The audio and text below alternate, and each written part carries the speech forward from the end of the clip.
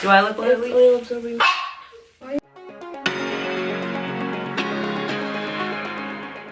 Hey guys! So welcome back to another video. Today I have my lovely cousins, Karla and Dan. Wait, how should I call you? I call you Dan, but you know you like to reveal her real name.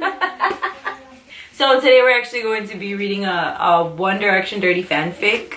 Right? It's gonna be the Try Not to Laugh challenge. I got this idea from Sarah Baska, really cool YouTuber. We used to be obsessed with One Direction. Yeah. There was this one fanfic going around that was really like weird and disturbing. And yeah, we're gonna do that one to see how that goes. It was, I don't know what the real name is. I think it was like Rufus. That's the dirty word. It's the rating is explicit. So you know it's good. Yeah. Summary. I'm sorry. Okay. Harry has a worm and Louis is strapped to a table, naked.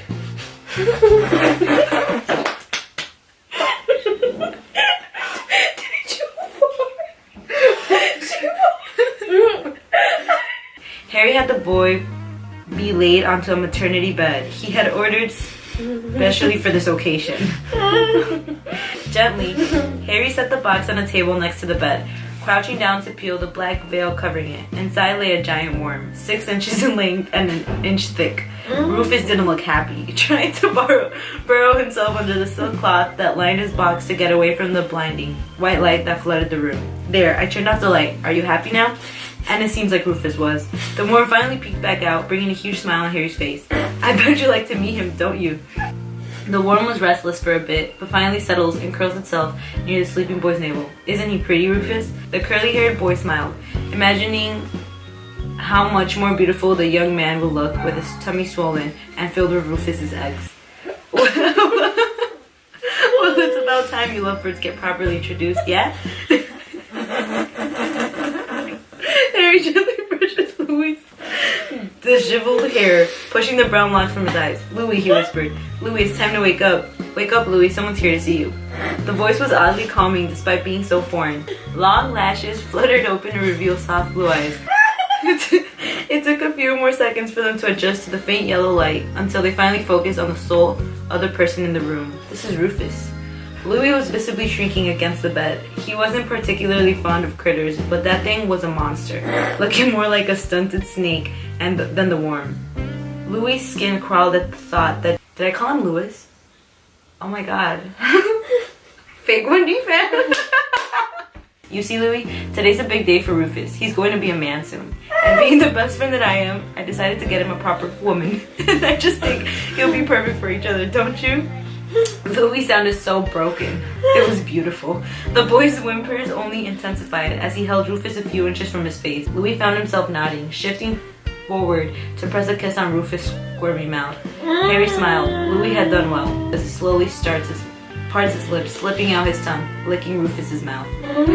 Harry can't hold back the glee in his voice. He can't believe the boy was actually Frenching a worm. Gently, he moves Rufus's head against Louis' tongue. The taller boy let the blanket gather on Louis' lap, bearing the boy's cock and balls to him. I see you enjoyed that. Rufus is a good kisser. Harry teased as he ran a finger. He hooks a finger just under the rim of Louis' hole, quickly pulling his finger back, fiddling the rim like guitar strings. Louis could only moan, his head falling back against the bed. With that, Harry breaches Louis' virgin ass with his finger, pulling out to pour more lube on his hand. Did you know? Louis groans as Harry adds a second finger much earlier than he would have liked. His hole stretched tightly around the 2 digits. He could feel every callus and every joint, hissing as the boy's sharp nails scraped inside his soft walls. A slap against his bottom made Louis jump. And if the worm weren't suckling tightly on Louis' hardened nub, it would have flown off his chest. Loosen up. We don't got enough time. The speculum was longer than Harry's fingers, so he had to twist it around a couple of times to get it all in. Louis whines as the cold metal drags. He could feel the small filaments around the warm skin when he couldn't before. They tickled inside him every time it moved. He looked at Harry, not really knowing what the boy was planning next, rubbing incessantly on his piss slit. tracing circles on the sensitive head, brushing against the crown. Louis was sure he blacked out from the pleasure. He lay against the bed limp and totally spent. His eyes widened when the boy turned towards the door. Rufus! Harry opened the door before turning back with an evil smile on his face. I told you, Rufus is going to be a man soon. His species needs a warm, dark place to hibernate throughout their growth spurt. The next time I see my best friend again, he'll be double in size and at least thrice in girth. He'll fill you up just fine. The door closes, but not before Louis hears Harry laughing hysterically. Y'all. No part of my body wants to move except for my princess parts, as Harry likes to call them. So this is Harry's point of view. I'm guessing he just finds Rufus grotesque. I mean, I do too, but I got used to it over the past couple years of him being Rufus. But now Rufus is becoming more sticky and his body is creating a slime that is audible, almost like the sound of noodles being stirred. He's really just become a moving ball of mucus and it's concerning me. I wonder if everything is going to plan. But then again, what if Louis wasn't a virgin? Everything would just go downhill.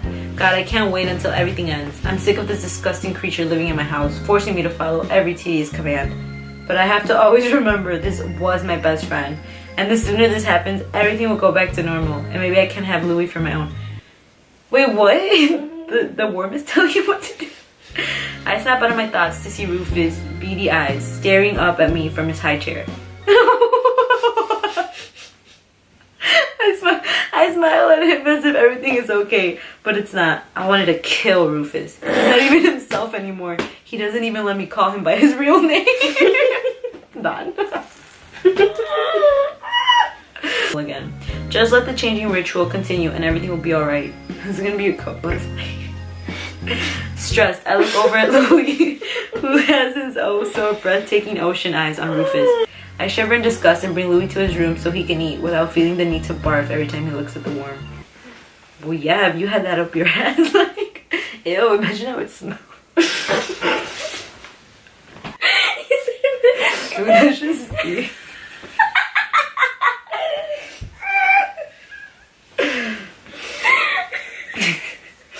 Oh no! Anxiety consumes me and I can't help but think of what can go wrong. Louis seemed like the perfect contender and he's so obedient, but is Louis really a virgin? I ponder and think of what to do. I mean, I could ask him, but I know he would question my sudden curiosity.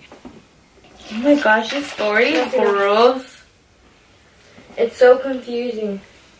Alright guys, so we couldn't find the rest of the story, sadly. Yeah, it's from like 2012. Yeah, it is. It is? Yeah, it probably Like 14, 12. Yeah, 12. probably. Okay, well that was a really fucked up story. Gross. It was gross. It was I was weird. confused the whole time. It should have been a try not to cringe, right? Oh, yeah. I wasn't really laughing, but whatever, we tried. So thanks for watching. If you liked the video, leave a like down below. If you're new, subscribe.